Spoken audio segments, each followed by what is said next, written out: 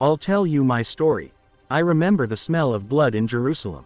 Thousands of sheep, doves, calves, led through the temple courtyards. Their cries mixed with the voices of merchants, the clink of coins tossed onto exchange tables. Denarii, drachmas, shekels.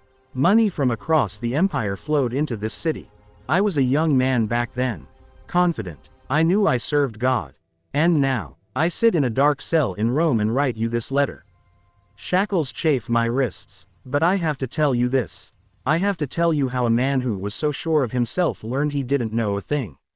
Listen to my story. I was a hunter. Jerusalem in my youth was a machine. The Roman Empire sucked the life out of it like a leech. Taxes, tributes, humiliations. But we, the Pharisees, clung to the law. That was ours, something Rome couldn't take away. The streets smelled of incense and rotting garbage. Wealthy quarters where merchants from Alexandria traded in purple and silk, right next to neighborhoods where children starved, eating pomegranate rinds off the ground. Then they came, the Nazarenes, a sect who talked about some wandering preacher from Galilee being the Messiah. That a crucified criminal had risen from the dead. Blasphemy. Poison spreading through the city like a plague. And I was supposed to stop it. I was good at what I did. I dug up names, addresses. I knew where they met. In cellars, in olive presses on the outskirts. I heard their songs at dawn. I remember Stephen's face when the stones pummeled him. He looked up at the sky and smiled. That's what enraged me most. That peace. The cloaks of those who stoned him lay at my feet. I stood guard over them. I was part of it. And I wanted more. The road to Damascus. Damascus. 6 days' march through sun-scorched countryside. Dust scraping at my throat. Myself and a few men. Letters from the high priests in a leather pouch at my hip. Authority to make arrests. I was hungry. Not for food. Hungry for the hunt. Then, noon. Sun at its zenith. White sky. Light. No. It wasn't light. It was like someone had torn open reality and poured through it something that didn't belong here. White. Blinding. Searing. I fell. Face in the dust. Stones digging into my cheeks. And I heard a voice. Saul, Saul, why do you persecute me? Don't ask me what it sounded like. Because it wasn't a sound. It was a feeling that cut straight into my mind. Like someone had opened my skull and spoken directly to something deeper than thought. Who are you, Lord? I don't even know why I used that word. Lord. It just came out. I am Jesus, whom you are persecuting. Jesus, the Nazarene, the crucified one, alive, darkness and light. For 3 days I was blind. Completely. My men led me by the hand into Damascus like an old beggar.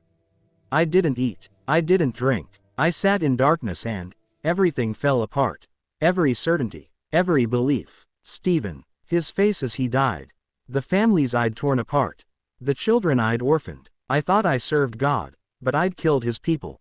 Then Ananias came. He was afraid. I felt it in the tremor of his voice. But he laid his hands on me and said, Brother Saul, the Lord has sent me.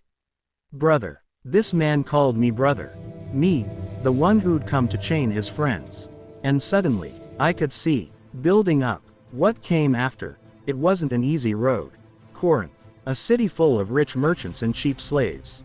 Ephesus, where the temple of Artemis overshadowed everything, and goldsmiths made their living crafting idols of the goddess. Athens, where philosophers debated in the marketplace, and mocked me for spreading fairy tales. I worked with my hands. I sewed tents. My fingers were burned and calloused, but I learned that the gospel must be truly free if it's to be free at all. And I wrote letters to you, my friends. To the small gatherings, a few families meeting in someone's home, sharing bread and wine, singing hymns as the sky grows dark. I write to you from prison, from beatings, from shipwrecks. 3 times I survived a sea disaster. Once I drifted all night clinging to a plank.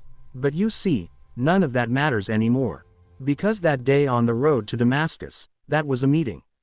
Not a revelation, not a vision, a meeting, with someone alive, real, who took a murderer and made him, this. They'll come for me soon. Nero is looking for scapegoats, and we Nazarenes are perfect for it. I hear footsteps in the hallway. But I'm not afraid, because as I died every day for all these years, I learned something. Stephen was right. That peace in his eyes. You don't die for an idea. You die with someone, with whom you've already died and risen once before. And that's my story. The story of a man who thought he knew God, until God found him. Now, I'll tell you one more thing. In those letters I wrote, everything you need to know is there. Subscribe for more, like this story, or check out other podcasts on the channel.